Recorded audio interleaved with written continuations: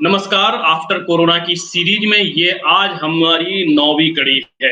हम अभी तक 8 लोगों से बात कर चुके हैं और हम जानने की कोशिश कर रहे हैं कि एक इतनी बड़ी आपदा ने पूरी दुनिया को हिलाकर रख दिया है, तो क्या इसके बाद के जीवन और नीतियों पर हमें एक बार फिर से सोचना चाहिए? बड़ी संख्या में देश दुनिया से मज़दूर अपने-अपने गंतव्यों, अपने-अपने पुराने पैतृक ठिकानों पर वापस लौटे हैं और एक बड़ी आपदा हुई, ना सरकारों ने उनको हैंडल कर सकी हैं, ना कोई और व्यवस्थाएँ उनको हैंडल कर पाई हैं और एक बड़ा ही अजीब किस्म का एक माहौल बन गया था।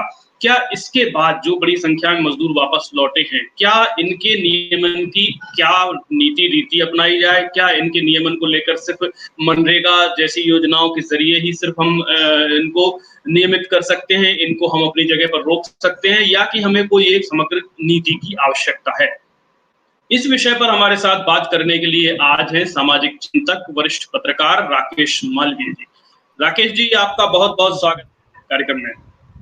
राकेश जी, एक बड़ा मसला है ये, लोगों की संख्या में मज़दूर जो हैं पलायन किए हैं और वो अब वापस अपने घरों पर, अपने गाँव में पहुँच चुके हैं। क्या ऐसी नीतियाँ होनी चाहिए जिनसे कि वो जो लौट के आया मैन पावर है, वो मैन पावर लोकल ही यूटिलाइज़ हो सके और अपने घर के, अपने जीवन संवाद के साथ वो अपना जीवन निर्वाह कर सकें? राकेश जी। जी, सभी साथियों को और फेसबुक लाइव से जुड़े हुए मित्रों को मैं नमस्कार कहता हूँ। आपको बहुत-बहुत शुक्रिया जो इस तरह का आप एक सीरीज के रूप में इस संवाद को करने की कोशिश कर रहे हैं। संवाद बहुत ज़रूरी हम मानते हैं और जो परिस्थितियाँ हमने पिछले इस कोविड काल में देखी हैं, ख़ास तौर पर जो प्रवासी मज़दूरों के संदर्भ में हम लोगों ने देखा है, वो बहुत चिंताजनक है। इसको अलग से बताने की हमको ज़रूरत नहीं लगती है, लेकिन एक बहुत बड़ा मसला हमें ये लगता है। अकेले मध्य प्रदेश की बात करें तो जो जनगणना 2011 का एक डेटा कहता है कि लगभग 30 लाख लोग अलग-अलग प्रदेशों में वो प्रवासी के रूप में दर्ज हैं जनगणना के मुताबिक। देश में तकरीबन 45 करोड़ लोग इस तरह से माने जाते हैं, जिनके आगे प्रवासी शब्द लगा हुआ है।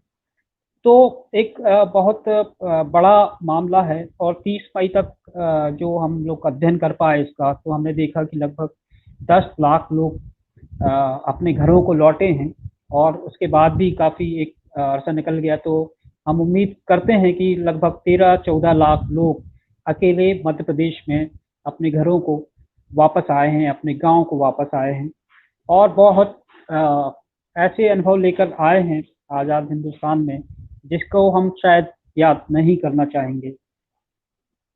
हम लोगों ने कोशिश की थी कि एक त्वरित रूप से इन प्रवासी मज़दूरों की क्या पीड़ाएँ हैं, हम अलग-अलग उनको केस में देखते रहे हैं। लेकिन एक आखिर वो परिस्थिति क्या है और किस तरह से अब आगे अपने को ले जाने के लिए सोच रहे हैं, तो वो बड़ी जो निकल के आए हैं उसमें मामले वो ऐसी कहानी कहते हैं। जैसे इसमें लगभग तो एक परिस्थिति ये है कि ज़्यादातर 43% लोग जो हैं वो अकेले गए थे पलायन पर। उनके परिवार और घर के लोग, बड़े बुजुर्ग लोग या महिलाएं उनके घर में थी, तो ज़्यादातर लोग अकेले गए थे और वो लौटे। और बहुत छोटी-छोटी चीज़ों में, जैसे आप केवल पगार की बात करेंगे या आप उनकी नकद मज़दूरी की बात करेंगे कि उनको पेमेंट किस तरीके से होता है, तो हमने पाया कि लगभग 91% लोगों को नकद में मज़दूरी दी जाती है। हमने ये भी देखा कि इन मज़दूरों को किसी तरह का कोई कागज़ नहीं है उनके पास जिससे कि वो क्लेम कर पाएँ कि हम वहाँ पर मज़दूर थे। इसीलिए शायद वो बिंदु वहाँ भी जुड़ता है कि उनको पेमेंट का जो मोड है वो हमेशा नकद में ही रहा है और हम ऐसे बहुत सारे मामले देख रहे हैं, जबकि लोग अब भी परेशान हैं अपनी मज़दूरी के लिए। किसी के लिए किसी का 22,000 है, किसी का 20,000 है, जो उनके लिए बहुत बड़ी रकम है। किसी ने 6 महीने तक अपना काम किया, 8 महीने काम किया, तो थोड़ा-थोड़ा पैसा तो उनको देते रहे, लेकिन जो पूरा उनका मज़दूरी का मसला था, वो अभी तमाम जगह से जो फ़ोन मिल रहे हैं, जो बातचीत और जो केस स्टडीज़ हमको या ज़मीन के साथी हमें बता रहे हैं, उससे पता चल रहा है कि अब लोग जो उनको मज़दूरी के लिए बुलाते थे वो अब उनके फ़ोन भी रिसीव नहीं कर रहे हैं। तो ये एक परिस्थिति है जिससे जूझ रहे हैं।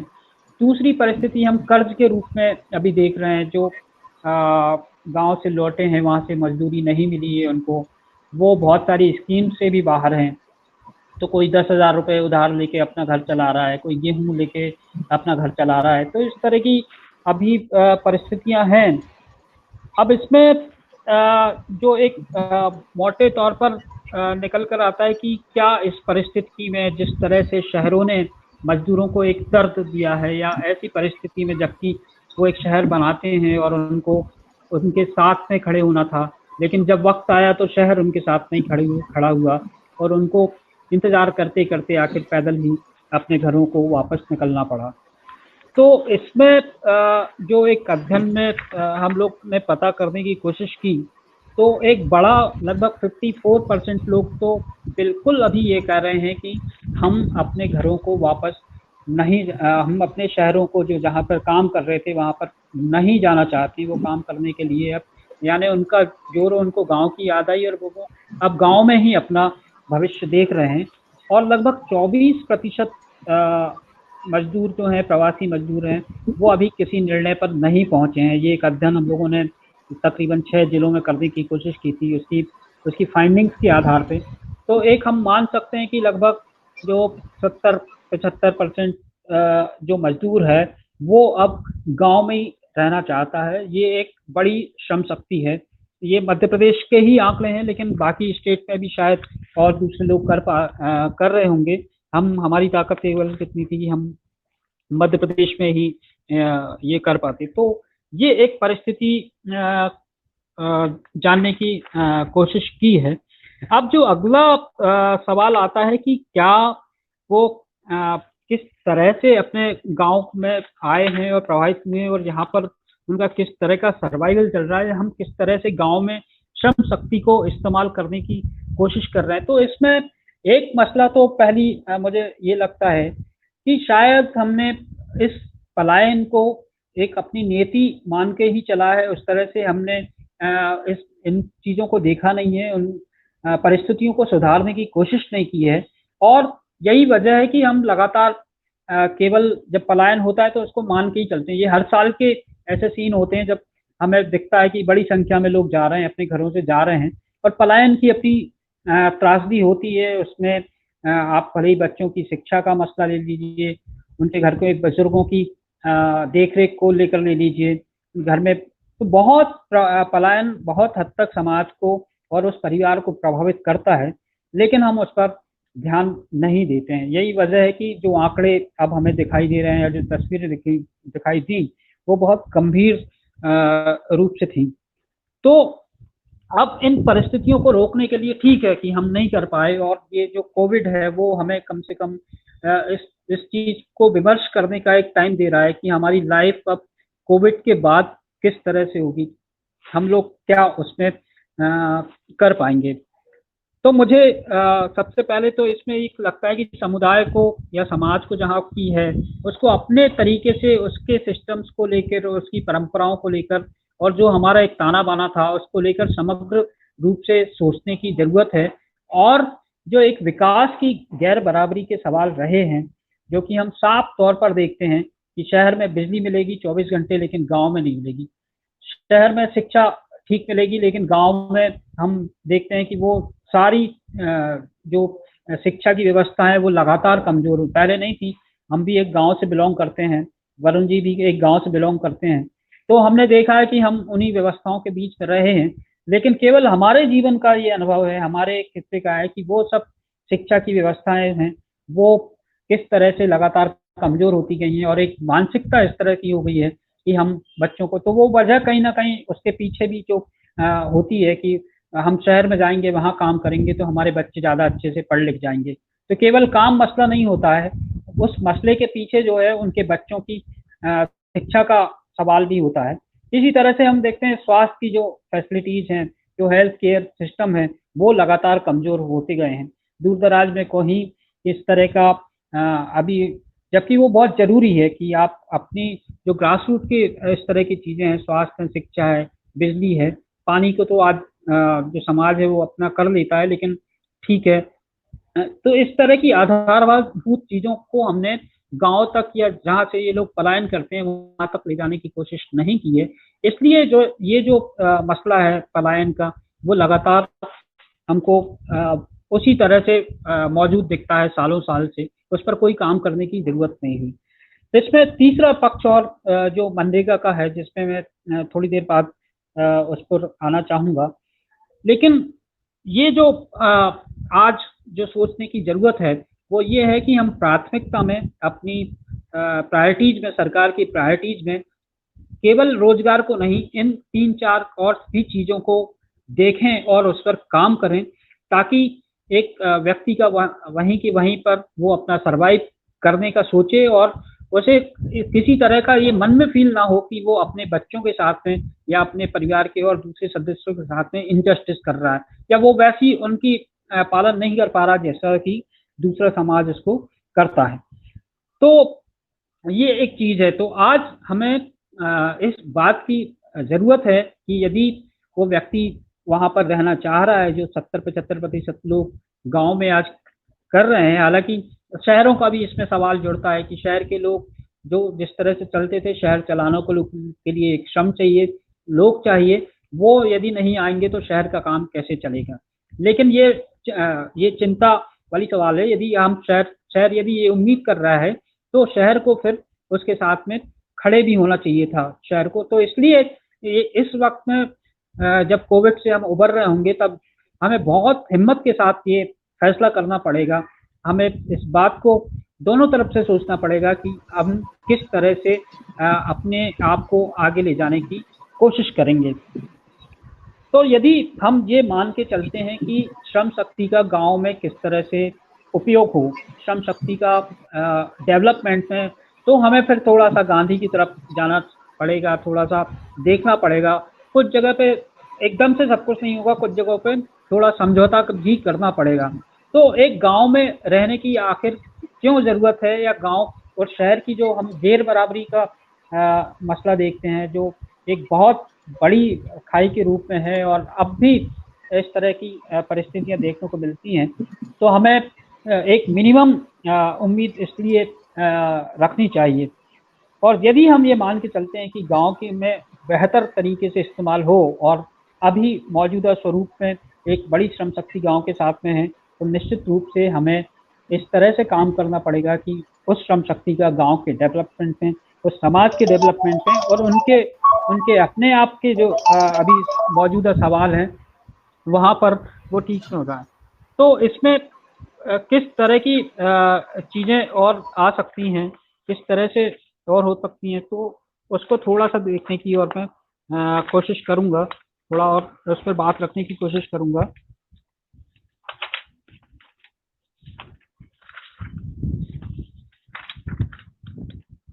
तो इसमें जी माफ कीजिएगा, थोड़ा जी राकेश जी, हाँ थोड़ा सा डिस्टर्ब हो रहा है, एक मिनट आप। जी जी, आप अपने पेपर्स देख रहे हैं? जी जी जी, मेरा एक पेपर। तो इसमें सबसे बड़ा जो है कि हम इस बिंदु पर आते हैं कि कैसे गांव में हो, तो सबसे बड़ा तो एम्प्लॉयमेंट का मसला है। और जिस तरह से मनरेगा का इसमें सबसे बड़ी उम्मीद के रूप में हम इसलिए देखते हैं कि ये एक ऐसा स्कीम है और एकमात्र स्कीम मुझे लगती है जो एम्प्लॉयमेंट को इंश्योर करती है। कि मनरेगा को सबसे ज़्यादा, और वो किया भी, उसको माना भी तमाम तरीके से। एक वक्त में सरकार ने उसके जो भी पॉलिटिकल रीजन रहे हों, जो भी राजनीतिक कारण रहे हों, उसको एक तरह से खारिज किया जाता रहा। इसलिए खारिज किया जाता रहा क्योंकि वो किसी और सरकार की योजना थी। लेकिन उससे बड़ी योजना फिलहाल हमें नज़र नहीं आती है। यदि आप बना सकते हैं तो मनरेगा को खारिज कीजिए और उससे बड़ी कोई योजना बना दीजिए, उसमें भी कोई आपत्ति नहीं है। लेकिन फिलहाल में पिछले 2 दशकों में कोई ऐसी योजना नहीं दिखती है जो कि मनरेगा जैसा काम कर सके। मनरेगा केवल और केवल लोगों को एम्प्लॉयमेंट का काम नहीं करती। मनरेगा में पिछले जब से ये स्कीम आई है, उसने देश के डेवलपमेंट में वो बहुत इनविजिबल है, वो आपको बहुत दिखाई नहीं देता है।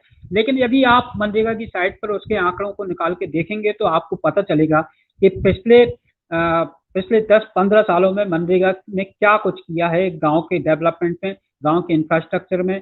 उसने तमाम नदी तालाब और छोटी छोटी बहुत सारी उसमें अपनी भूमिका को बहुत बेहतर तरीके से निभाया। इसलिए हमें मनरेगा से बहुत बड़ी एक उम्मीद लगती है और इसको ही किया जाना चाहिए। लेकिन उसमें जो हमें लगता है कि केवल 100 दिन के रोजगार की बात कही जाती है। इस समय में यदि सरकार को वास्तव में कुछ बेहतर तरीके से इसमें यदि वो ईमानदारी से चाहती कि नहीं हो, लोग नहीं जाएं, तो इस 100 दिन के उसको कम से कम, जब तक हम इस कोविड के संकट से नहीं निकलते बाहर, इसके दिनों को बढ़ाया जाना चाहिए कम से कम 300 दिन तक का। क्योंकि वो 100 दिन तो अभी आप आधा साल निकल गए हैं, यदि आप किसी ने पंचायत ने उसको अच्छे रूप में लागू कर दिया तो वो सारे दिन अभी खत्म हो जाएंगे। लेकिन यदि उसको हम 300 दिन तक ले जाते हैं तो ये दो तरीके से इसमें एक तो वो गांव के डेवलपमेंट की बात करेगी, गांव में काम होंगे, और दूसरी लेवल पर हम एम्प्लॉयमेंट दे पाएंगे। तो ये एक तरह का क्योंकि बहुत सारा एक वर्ग ऐसा भी है जो मानता है जिस तरह की स्कीम्स की, जो अगला बिंदु भी है इस संदर्भ का, कि हम जो कम से कम फूड सिक्योरिटी से रिलेटेड स्कीम्स हैं, जिसको एक तबका ये मानता है कि ये फ्री फोकट की है, इसको बंद कर देना चाहिए, ये स्कीम कोई रोल प्ले नहीं करती हैं। तो ये उन लोगों के लिए, वो यदि इन स्कीम को बंद करवाना चाहते हैं तो वो कृपया इस तरह के उसको करें कि वो मनरेगा के काम को 300 दिन, ताकि एक श्रम करें, पसीना बहाएं और उसके बहाने उसको सस्टेन करें। ये भी बहुत सारे लोग जिनसे हम बात कर पाए जो है वो कहते हैं कि हमें तो काम चाहिए। हम यदि आप उस तरह का नहीं करते हैं तो जो सक्षम लोग हैं वो काम करें, उनको आप काम दीजिए और मिनिमम रूप से उनका। और इसमें मनरेगा की जो 3-4 फेल्यूअर्स हम जिसकी वजह से लोग उसकी तरफ आकृष्ट नहीं होते हैं, उसमें समय पर मजदूरी का भुगतान नहीं होने की एक बहुत बड़ी समस्या है, क्योंकि कई दिनों तक, कई महीनों तक भुगतान नहीं होता उसका। इसकी वजह से लोगों को लगता है कि यार इस स्कीम में काम करना बेहतर है। तो जो मनरेगा की 3-4 इस तरह की चीजें हैं जो उसको कहीं ना कहीं लोग उसमें बहुत उत्साह के साथ भागीदारी नहीं करते हैं, उन चीजों को किया जाए, एड्रेस किया जाए और उन चीजों को सुधारा जाए। अब जबकि 1 मिनट में कहते हैं एक सिंगल क्लिक पर भुगतान हो जाता है और करोड़ों लाखों खातों में आप दावा करते हैं कि एक क्लिक से भुगतान कर देंगे, तब इस डिजिटल वर्ल्ड में, इस डिजिटल दुनिया में, डिजिटल भारत में वो असंभव काम नहीं है। तो इसको आप क्विक सिस्टम कीजिए, क्योंकि आपने पंचायतों को तमाम तरीके से कंप्यूटराइज्ड कर दिया है, तमाम तरह की आप बोलते हैं कि आपने कर दिया, तो फिर ये स्कीम, ये मनरेगा के पेमेंट के मामले में इतना डिले क्यों? तो ये एक सवाल बनता है, लेकिन उसको उस तरह से किया जाना चाहिए।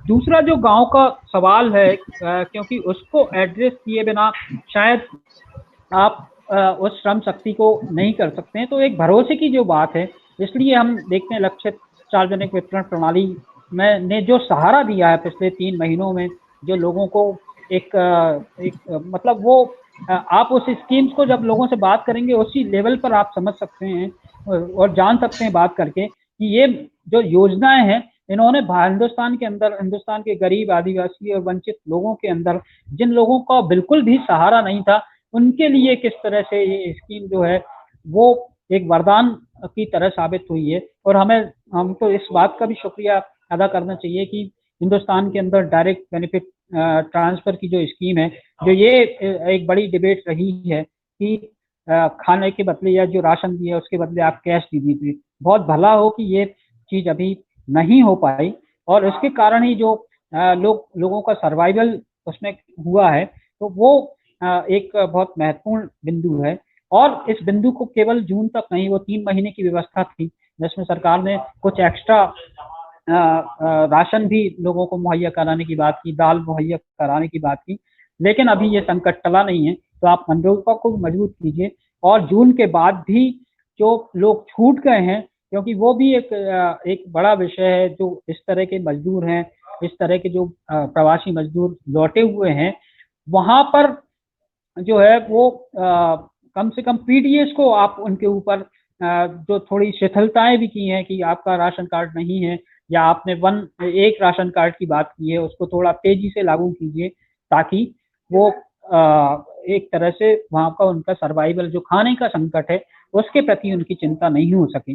दूसरी बात जो है, जो आप मजदूरी की बात करते हैं, क्योंकि अलग अलग राज्यों में मनरेगा की भी या वैसे भी जो नॉर्मल है, वो मजदूरी में एक काफी बड़ा अंतर है। क्योंकि जो आपकी कृषि मजदूरी है, मध्य प्रदेश के अंदर 232 रुपए मिलते हैं और मनरेगा का 190 रुपए। तो इस तरह से जो आपको ये गैप है, इसको थोड़ा दूर करने के लिए उनको कम से कम, क्योंकि महंगाई को भी हम देखते हैं लगातार, पेट्रोल डीजल और तमाम तरह का सर्वाइवल मुश्किल हुआ है। तो लेकिन इस सर्वाइवल को करने के लिए उनको ताकत भी देनी पड़ेगी। तो हम क्या ये मजदूरी बढ़ाने की तरफ बात कर सकते हैं, क्या एक मिनिमम उस पर आ सकते हैं? तो ये एक तरह का इन्वेस्टमेंट होगा। जब आप वेतन आयोग में बढ़ाने की बात करते हैं, जब आप कहते हैं कि हम 7वां वेतन आयोग, 8वां वेतन आयोग, और उसके पीछे आप यही तर्क देते हैं कि इससे जो है रुपया जो है वापस बाजार में आएगा और इससे अर्थव्यवस्था मजबूत बनेगी। तो हमें ये लगता है कि यदि आप मनरेगा में भी और पैसा डालेंगे, यदि किसानों ये मजदूरों की भी आप मजदूरी बढ़ा देंगे, तो वो 7वें वेतन आयोग की तरह क्यों नहीं होगी? उससे क्यों नहीं आपका बाजार में पैसा वापस आएगा? आपको मानना चाहिए कि ये भी कहीं ना कहीं हमारी देश की इकोनॉमी में कंट्रीब्यूट करेगा। और इसके साथ में जो बच्चों के स्कूल की है, आंगनवाड़ी की बातें हैं, जो स्कूल में मिड डे मील वगैरह है, उसमें किस तरह से जो एक अलग हो जाते हैं, जो नहीं मतलब एक पलायनकर्ता के बच्चे के साथ में यही दिक्कत होती है कि वो उसका टीकाकरण भी वंचित हो रहा है, उसका आंगनवाड़ी का भी वो कहीं हो रहा है। तो ये जो बेसिक जरूरतें हैं, समाज की बेसिक इंडिकेटर्स हैं, वहां पर आपको काम करने की जरूरत है। और इसके लिए जरूरत होगा कि आप जो लोकल लीडरशिप है, उस लीडरशिप को किस तरह से देखते हैं। क्योंकि हम मानते हैं कि जो जैसे हम मनरेगा की बात करें या जहाँ के गांव में लोग रह रहे हैं, वहाँ पे उसके डेवलपमेंट में वहाँ लीडरशिप का एक बहुत बड़ा रोल है। लेकिन हम देखते हैं कि पंचायत चुनाव अभी अनाउंस नहीं हुए, आप उपचुनाव की तैयारी में होते हैं, राज्यसभा के चुनाव भी करवा लिए जाते हैं, लेकिन पंचायत के चुनाव अभी भी पेंडिंग है। एक उसका पैरेलल व्यवस्था या वैकल्पिक व्यवस्था जरूर बनाई गई है, लेकिन 5 साल आते आते तक जो हम देखते हैं कि एक सरपंच का भी जो है वो मोरल या उसका उत्साह उस तरह का नहीं रहता है। तो जरूरत तो इस बात की थी कि इसको किस तरह से उनका बढ़ाया जाए। जल्दी से जल्दी इलेक्शन करवाने ही पड़ेंगे, या उनका फिर ये सोचना पड़ेगा कि जो 5 साल काम करते करते जो एक थकान है, उसको नए एनर्जाइज एक एनर्जी के साथ में, एक ऊर्जा के साथ में उसको कैसे करेंगे। क्योंकि हमें जो जमीनी अनुभव है वहाँ ये नजर आता है कि बहुत औपचारिकता के नजरिए से ये सब कुछ हो रहा है, बहुत औपचारिक रूप से काम किया जा रहा है। तो वो एनर्जी कहाँ से आएगी? या तो नई लीडरशिप को किस तरह से किया जाएगा। तो पंचायत के चुनाव सुरक्षित तरीके से, सोशल डिस्टेंसिंग का, क्योंकि वो चर्चा नहीं हो रही है, लगातार 1 साल तक उसको उसकी एक व्यवस्था बनाने की बात की गई है। तो वहां पर उस चीज को देखने की जरूरत पड़ेगी। और बाकी जो है किस तरह का हम आवास का भी देखते हैं कि हालांकि बहुत अच्छा काम हुआ है पिछले सालों में, जो प्रधानमंत्री आवास योजना में जो लोगों के मकान बने हैं, तो उससे एक क्योंकि हमें ये भी समझ में आता है कि इस कोविड के संकट में हाउसिंग या जो घर है वो एक बहुत महत्वपूर्ण इकाई बनकर सामने आया है। और अभी भी बहुत सारे इलाके हैं जहाँ पर घरों को लेकर बहुत काम करने की जरूरत होगी, क्योंकि बहुत सारे ऐसी संक्रामक बीमारियां, जैसे हम शिवपुरी के इलाके में देखते हैं, जहाँ जो आदिवासी बहुत सट के रहते हैं, वो सघन बस्ती के रूप में, जैसे सहरिया का एक हमको पता है, वो बस्तियां हमने देखी हैं कि शादी हो जाती है तो उसी कमरे में एक और कमरा निकाल दिया जाता है, वहाँ उसका परिवार। तो वो एक कोविड के नजरिए से कि ये संकट और ज्यादा बड़ा ना हो, एक व्यक्ति अपने एक तरह का किस तरह सुरक्षित परिस्थितियों में रह सके, उसके लिए घर एक बहुत महत्वपूर्ण इकाई हुआ, पानी एक उसमें बहुत महत्वपूर्ण इकाई होगा। तो इन चीजों को हम जहां पर नहीं पहुंचे हैं या कोई मजदूर लौट के आया है, तो इस प्रधानमंत्री आवास की योजना का लाभ उनको किस तरह से दिलवाया जाएगा। और फिर छोटी छोटी इकाइयां जो हम देखते हैं, जो बहुत ऐसा नहीं है कि नहीं था वो गांव में। जैसे आज ही मैं पढ़ रहा था, मैंने एक केस स्टडी पर आज काम किया है। हमारे एक साथी हैं शिवपुरी के, उन्होंने हमें एक केस स्टडी मुर्गी पालन की बनाकर भेजी है कि उन्होंने पिछले कुछ समय से वो मुर्गी पालन पर काम कर रहे हैं। और आप यकीन मानिए कि मुर्गी पालन ने उनके जो बच्चे हैं, उन बच्चों की शादी कराने में रोल प्ले किया है। एक जाखरोद गांव के व्यक्ति हैं, उनको कुछ भी नहीं था, शादी उनकी पहले से तय थी, तो उन्होंने 6,000 रुपए में अपना मुर्गी बेची, 7 उसके चूजे बेचे और उन्होंने एक शादी कर ली, अपने बच्चे की शादी करवा दी। केवल जीप का उनको 1,500 रुपये लगा। तो छोटे खर्चे में, हालांकि ये 6-7 हज़ार रुपये में शादी करना भी आज का जिस तरह का हो गया है और जिस तरह की चीजें हो गई उसमें है, लेकिन हुआ। एक और बच्चे को हुआ, एक घर में जो है वो बच्चे बीमार पड़ गए थे, तो उन्होंने बच्चों का इलाज कराने के लिए, कोई एम्प्लॉयमेंट नहीं चल रहा था, कोई उनको कहीं से कोई उम्मीद नहीं थी, कहीं से कोई खर्च भी नहीं मिल रहा था, लेकिन उन्होंने मुर्गी बेच के 3,500 रुपये अपने जमा किए, 1 क्विंटल घर में गेहूं खरीदा और अपने बच्चों का इलाज करवाया। तो इस तरह की जो छोटी चीजें, मुर्गी पालन कई सालों से, कई जमाने से हुआ है और उसमें हुआ, लेकिन यहाँ पे उस चीज को लागू किया गया तो वो एक सहारा बन के आए।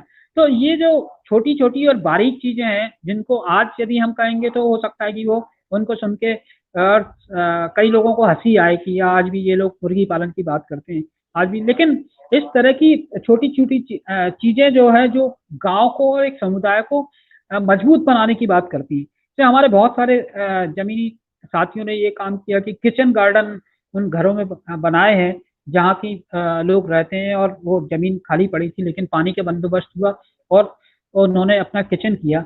तो आपको जानकर आश्चर्य होगा कि उन्होंने इस कोविड के संकट में जब इस तरह का आया और लोगों के पास कुछ भी चीजें नहीं थी, तो उन्होंने अपने किचन गार्डन को उस समुदाय के लिए फ्री कर दिया और कोई भी आए और उसको ले जाए। तो इसी तरह के उदाहरण इस समाज ने पेश किए हैं। उसके लिए वो केवल सरकार की योजना का मुंह नहीं देखने वाले, उसके लिए वो सरकार की किसी नई योजना लॉन्च करेगी उसके लिए नहीं। यदि आप समाज को अपने सशक्त और ताकतवर बनाने की बात करेंगे, समाज को अपनी ताकत देंगे जिससे वो संकटों का खुद भी सामना कर पाए, तो ये एक बहुत बड़ी बात होगी। और लोगों का स्वाभिमान भी इससे जुड़ा हुआ है, उनका अपना जुड़ा हुआ है, अपनापन जुड़ा हुआ है। एक जगह पे हम ये भी मानते हैं कि बहुत लिमिटेशन है और अपना जो सरकार का काम करने का सिस्टम है, जिस तरह का वो जमीन तक जाते जाते तो योजनाएं दम तोड़ देती हैं, वहां पर समाज किस तरह से रोल प्ले करता है, तो उसका एक समुदाय आधारित आप क्या मॉडल क्रिएट करेंगे, उस समुदाय को किस तरह से ताकत देंगे, तो ये बात प्रवासी मजदूरों के संदर्भ में भी उतने ही प्रभावी ढंग से लागू होती है कि आपको उसका एक तरह से उस समाज को, ताकत को पहचानना होगा और उस समाज को आगे आकर इस तरह की छोटी छोटी स्कीम से मजबूत बनाना होगा। तब हमें लगता है कि शायद इस श्रम शक्ति का बहुत बेहतर तरीके से इस्तेमाल हो पाएगा।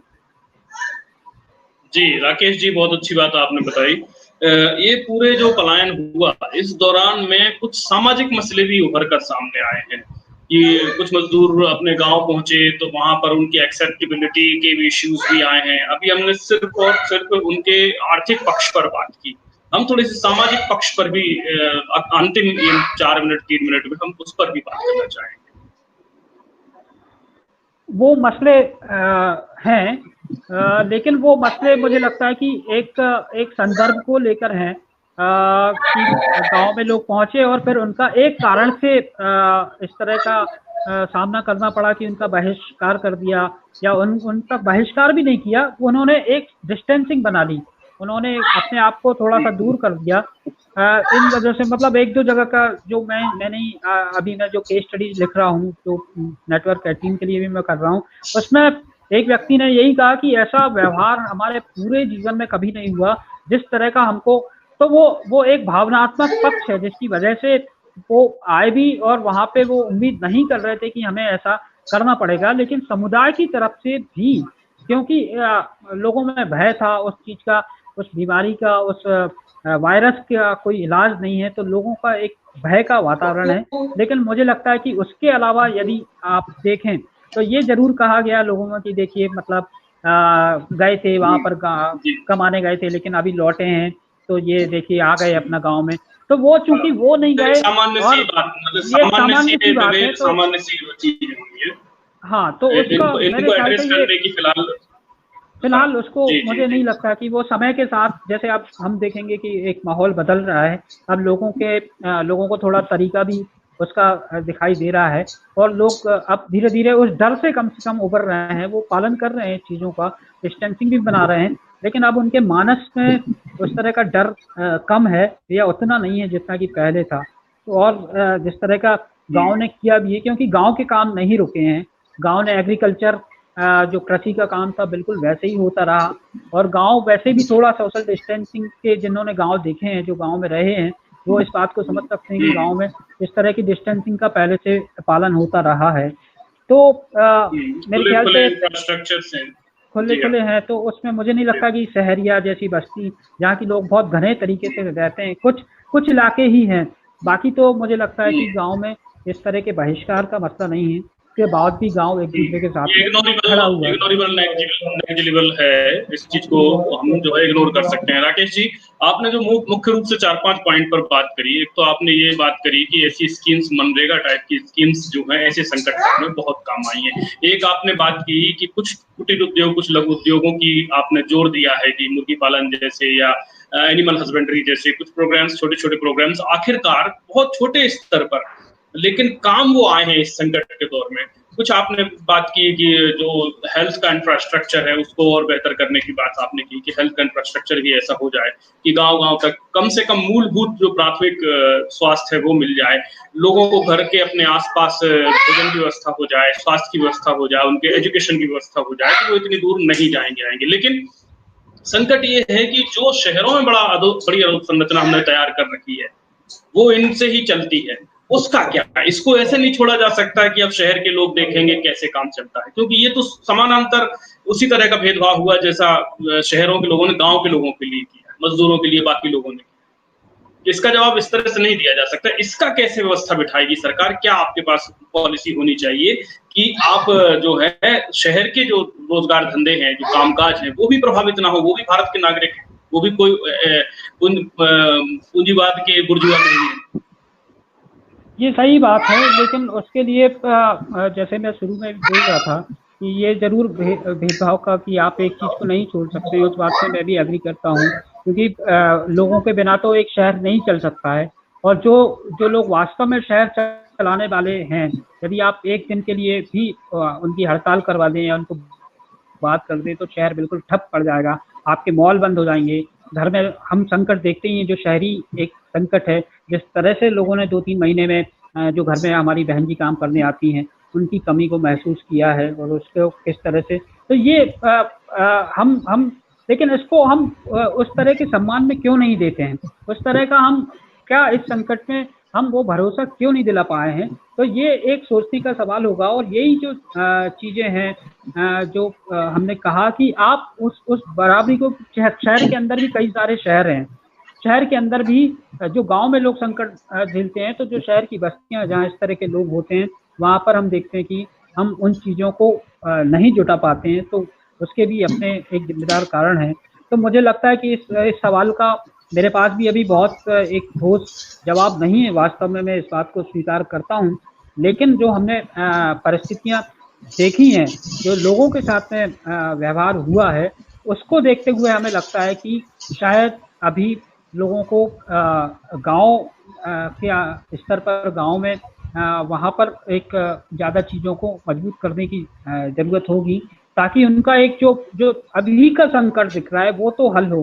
फिर जो हम देखते हैं शहर का, और लोग लौटेंगे, अभी ये भी देखना पड़ेगा कि कितने लोग उसके लिए ज़रूरत है, और क्या वो शहर जो है वो एक सम्मानजनक रूप से वो सब चीज़ें उनको मुहैया करा पाता है। यदि ऐसा होता रहा तो शायद शहरों में भी लोग आएंगे वापस के, अच्छा समय भी हो सकता है। बहुत बहुत शुक्रिया राकेश जी, आपने पूरी बात अपनी रखी और बहुत विशेषज्ञता के साथ आपने भिन्न पहलुओं को समायोजित करते हुए ये बताने की कोशिश की है कि हम श्रमिकों के साथ हमारी सरकारों का और हमारी व्यवस्थाओं का किस तरह का उनके साथ ट्रीटमेंट हो।